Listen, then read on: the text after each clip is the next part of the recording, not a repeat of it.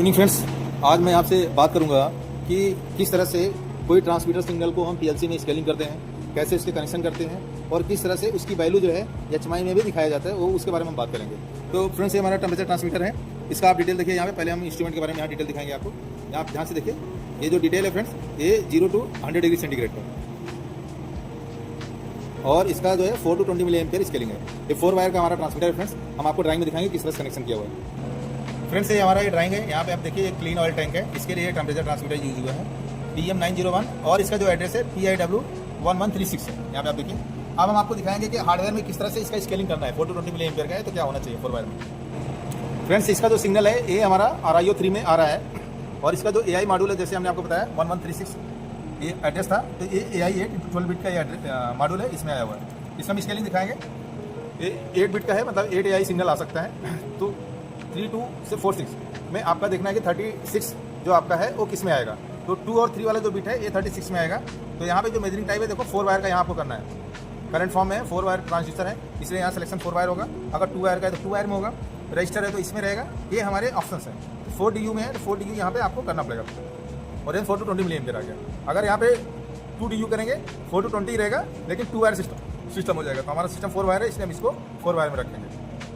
Friends, अभी क्या है कि आप कभी हमको नया ऐसे लगाना है, तो आपको करने के बाद हार्डवेयर डाउनलोड करना पड़ेगा। तो ऐसे केस में आप ध्यान रखिएगा, लाइन आपकी बंद होनी चाहिए, तभी आप हार्डवेयर में डाउनलोड कर सकते हैं।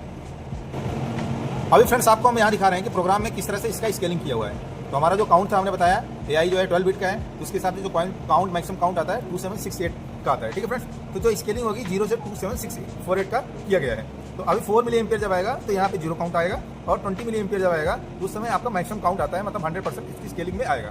तो अब यहाँ पे देखिए फ्रेंड, यहाँ पे हमारा जो AI सिग्नल है यहाँ पे काउंट में आ रहा है। ये हेक्साडेसिमल में दिखा रहा है, इसको आप चेंज कर सकते हैं। फ्लोटिंग में करेंगे तो आपको यहाँ काउंट फॉर्म में दिखाएगा। ये मैक्सिमम रेंज से ज़्यादा आ रहा है, इसलिए हम इसको डेसिमल में करेंगे।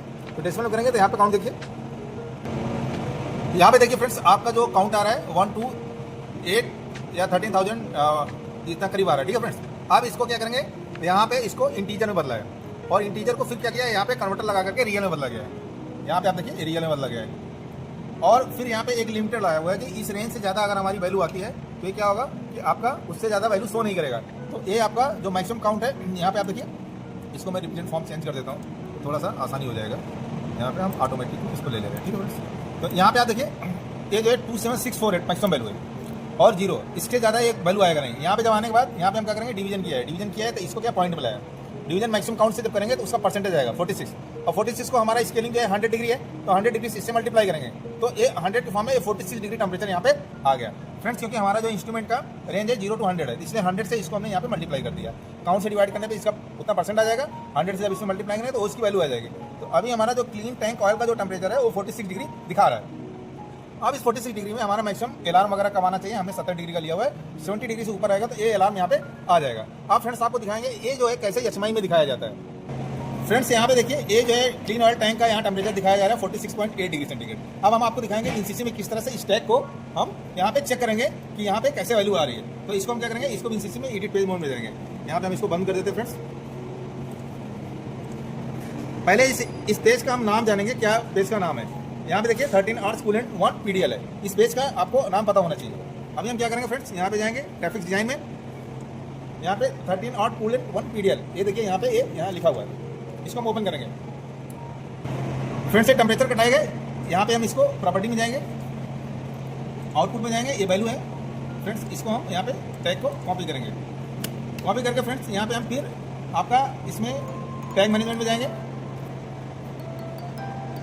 और इस टैग का क्या नाम है, यहाँ पे इंडस्ट्रियल इथरनेट में जाएंगे। यहाँ पे आप देखिए क्या करेंगे, ये देखिए फ्रेंड्स, ये टैग आ गया TB12 DD66 फ्रेंड्स। से PLC में देखिए ये भी टैग DB12 DBD66, ये जो टैग है, ये टैग हमारा HMI में वहाँ टैग मैनेजमेंट में कनेक्ट होकर के दिखाया गया है। तो इस तरह से जो भी HMI में आपको वैल्यू दिखाना है, वहाँ पे जाकर के टैग मैनेजमेंट में वो टैग डाल करके वहाँ पे डिक्लेयर करना पड़ेगा, और जिस पेज में दिखाना है वहाँ पे ले जाकर के उस टैग को कनेक्ट करके शो कर देना, और बाद में इसको सेव कर देना। फ्रेंड, इस तरह से हम किसी भी ट्रांसमीटर की वैल्यू को PLC में स्केलिंग कर सकते हैं, और उस स्केलिंग को हम लेकर के HMI में टैगिंग करके उसको दिखा सकते हैं। Thank you so much.